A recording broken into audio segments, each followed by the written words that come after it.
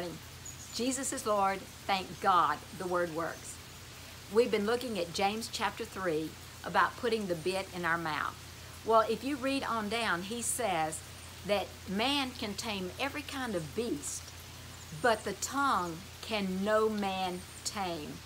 And when I saw that, I felt so hopeless. I said, Lord, if I can't tame my tongue, then how am I going to be able to do this? And he said, that is true. No man can tame his tongue, but he said the word and the spirit can tame your tongue. Not just the spirit now, because the spirit is helping you and he guides you into all truth. So the Lord gave me promises that, and this is actually what changed my mouth. Because you can't do it by the will of the flesh. You do it by the power of the word and the spirit. Listen to this. Psalms 19 verse 14. Write these words down. Put these before your eyes. Put them in your mouth.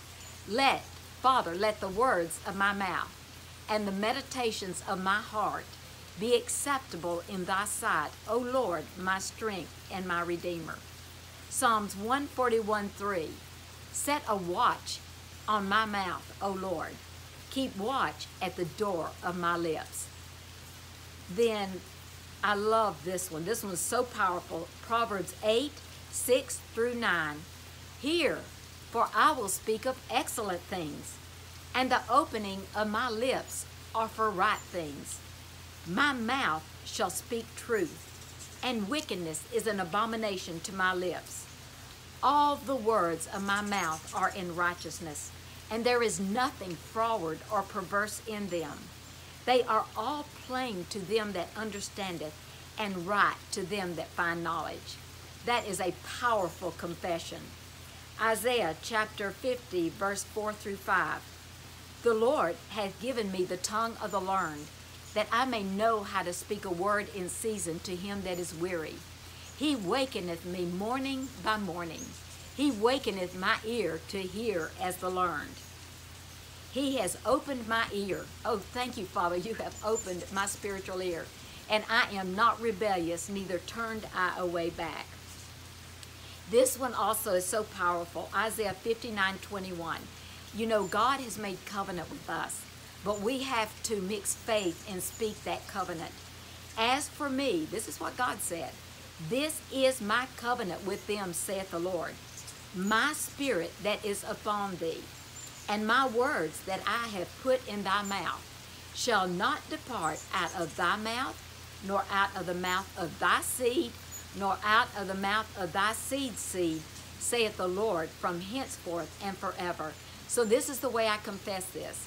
Father, this is your covenant with me, your spirit that is upon Frank and I, and your words that you have put into our mouth shall not depart out of our mouth, nor out of the mouth of our seed, nor out of the mouth of our seed's seed. And then Proverbs 16:20 says, the wise in heart shall be called prudent, and the sweetness of the lips increases learning. I really needed that one. I had to start, because I had such a harshness to my voice and to my tone. And so I just started saying the sweetness of my lips increases learning. And the word will change you.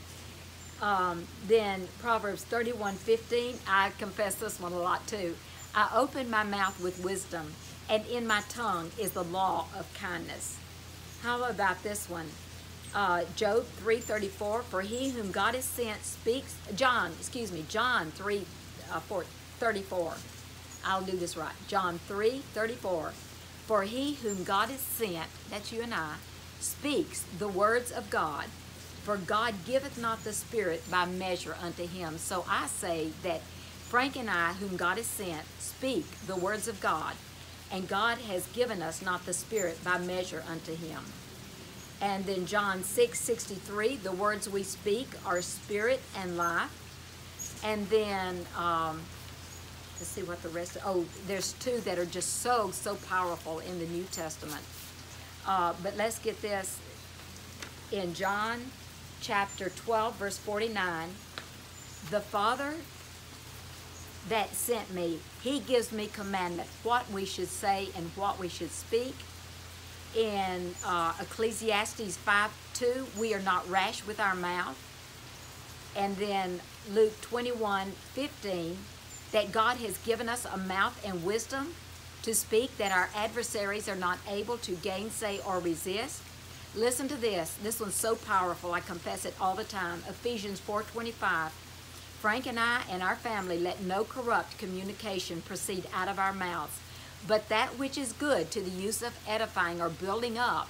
In other words, no sarcasm, no putting down, no derogatory statements, that it may minister grace and building up to the hearer.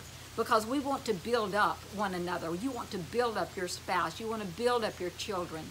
You want to build up the people around you. And then Colossians 4, verse 6. Our speech is always with grace, seasoned with salt, that we may know how to answer every man.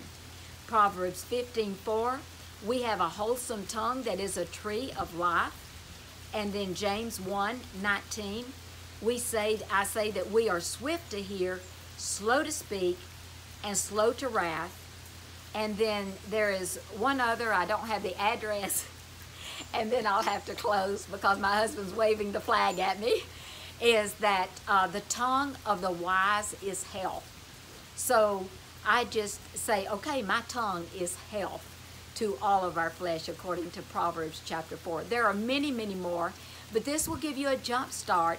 And I encourage you to write these down, write them on note cards, and just start speaking them out your mouth in first person over you, your spouse, your family. We have to close. This has been awesome. It has encouraged me. I believe that your eyes are enlightened to see it, this truth. Remember all day that Jesus is Lord. Thank God the Word does work for you and me.